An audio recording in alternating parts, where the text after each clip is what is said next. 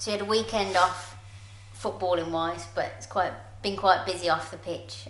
We've recently announced 3 players in total that have left, with Adam Harrison, Harry Leeson, and then Jordan Cranston most recently. Um, can you give us a bit of insight into them leaving the club? Yeah, well, I'll start with Jordan. Obviously, he's our captain. Listen, let's get it right. It's a bloke.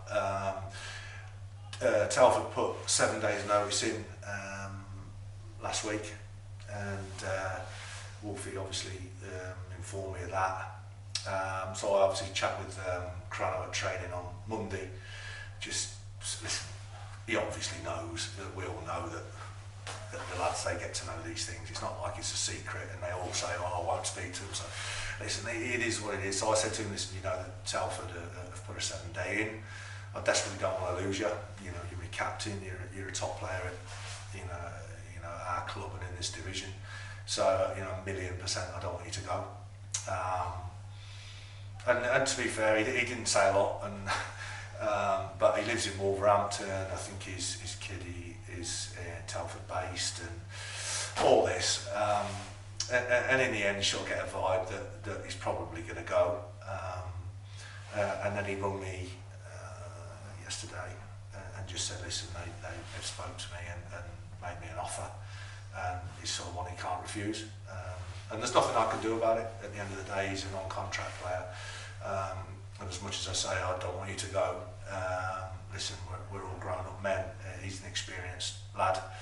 Are we going to miss him? Yeah, 100%. He's a really good player, and very, very difficult to replace. I've been, now obviously it's a bit late in the day, as the week's dragged on towards St Ives, it's left us in a bit of a predicament. I've tried to get a left back in the last 2 days. I thought I'd got it done.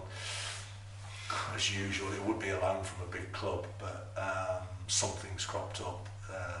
Still not got a yes on it yet, so I'm having to factor that he may not be here for the weekend. So listen, it is what it is. Harry, and we wish Crano all the best, and I spoke to him on the phone and I said, listen, I wish you all the best, you know, I hope it goes well for you. I'm sure Telford will end up in the playoffs, you know, and I wish you the best of luck. You're a good lad and you've been a good player for us. And that, I guess that's football. Harry, Stratford put 7 days in for him just over a week ago. Their chairman rung me on I think it was a Sunday, I can't remember, just to tell me out of courtesy that that's what they'd done. Had a chat with Harry. They tried to sign him in the summer as well, but he chose us over them to come and play here. And obviously he started the season for us. Brad was injured. Obviously since Brad's sort of recovered a little bit, George Burrows has come into the building, who's a left back, right back as well, and can play centre back, right back. So there's cover there in that position. In fairness to Harry, he's sort of been on the bench for the last 2 or 3 weeks, come on very late in a game or two. Listen, I get that one, and again I said to him, listen, good luck, I hope you go there to play rather than sit on their bench. I hope you get a game, sort of thing. And then obviously Adam chose to leave in the end. I wanted to bring some competition in. You know, even last season, you know, no one really carries a number 2 too much in this league, not many clubs anyway. But what I wanted to do was to make sure that there was some competition in that area rather than just rock up, train and I'm playing. I never really wanted that scenario in any position if I can help it, but obviously be realistic with a squad, you know, here, then I'm not really going to get cover in every position.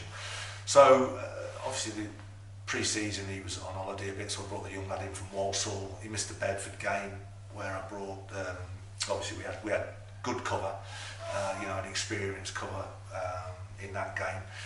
And so yeah, I mean, listen, in the end, I put Callum in, had a look at him, and Adam felt they couldn't wait, which I get, because if you're not in the squad, you don't get paid here. So I get, you know, that financial reason as well. And again, I said, you know, I wish him well.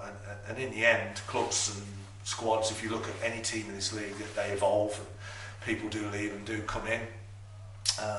So listen, we've lost 3 good players. You know, there's no doubt about that. Now, we've still got 18 outfield players out there training tonight. So you know, we're okay. I definitely need something left side. You know, and I'm not Paul Daniels. I can't just wave a wand and a left back appears. So these things do take time. Because the Crano thing came late in the day, to a certain extent, or this week, it's given us less time. If this had happened a week ago, I'd have had 7-10 days to react. But yeah, listen, it is what it is. So we'll move on, and I'll keep making phone calls and see what we can do.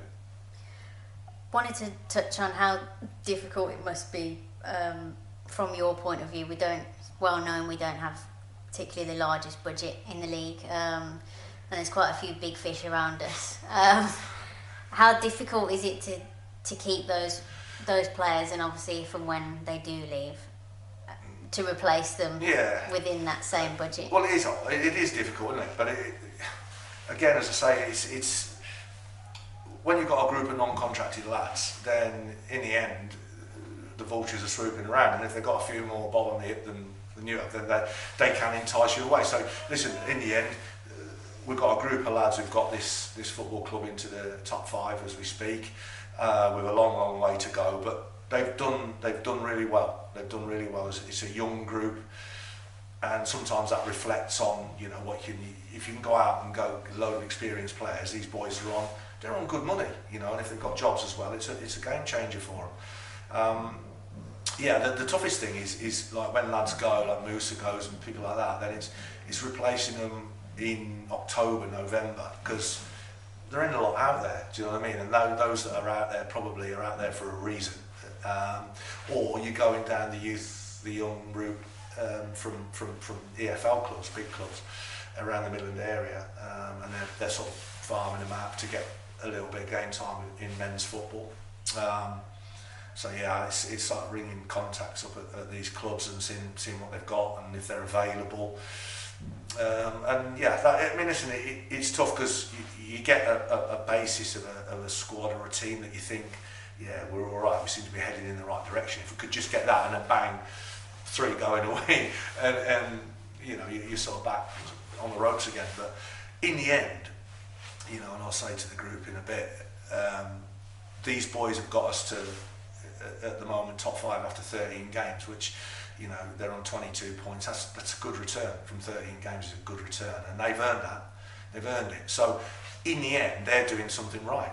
It's not like people are leaving, and that's probably a financial thing. But the group that are here are doing something right, and they proved against Telford last time out that in the end, it's not always about if you've got a spirit and a togetherness and a work ethic, then sometimes, not all the while, but sometimes that can get you over the line. And we've lost games this year, but we've pretty much always been in them. Maybe Stourbridge apart in the league, we've pretty much been in those games, and they've earned that. They've earned that right to look at the league table and feel good about themselves. Now the trick is to carry that on. They've had a little break over the weekend. We were back in on Monday and worked. Obviously training tonight towards a St Ives game. So listen, I'm not going to sit here and cry over having to try and replace players. It's part of this level, and it's part of Redditch United right now. But let's see what we can get in. Whether we can get something in for Saturday, I don't know. But then at least the bonus is, to a certain extent, we haven't got a Monday or a Tuesday game next week, so it gives us a little bit of time to try and get a lefty in if I can't secure this boy that I'm trying to get. I wanted to mention, we've just bought one in from an EFL club, as you mentioned, on loan from Walsall, a young striker. I don't know if you would have watched him, but no. What can we expect? Well, he scored goals. He scored 20 last year. He's only a pup. He's a young one, a very young one. He'll be 18 next birthday. He's 17 right now. He's small, lightweight, but he's rapid. He scored 20 last year in the 18s. He scored, I think, 5 or 6 so far this year. I spoke to Ben Williams at Walsall, and he was glowing about him. Said he's a real little bottle of pop. Can play anywhere across the front, off the wide or down the middle. So listen, he's coming here for a month to get involved in men's football. It's his first, trip outside of his age groups, if you like. So yeah, listen, he's out there training with the boys now. He looked absolutely made up to be here. He had a real nice kid. So listen, I'm not saying he's going to be starting or whatever, but he'll get some pitch time, I'm sure, because we've got a massive squad. And we'll have a little look at him, and if he's up to the level or whatever, he'll get that chance. If not, then he's got some exposure to what it's like to be training, with sort of blokes, if you like, with men.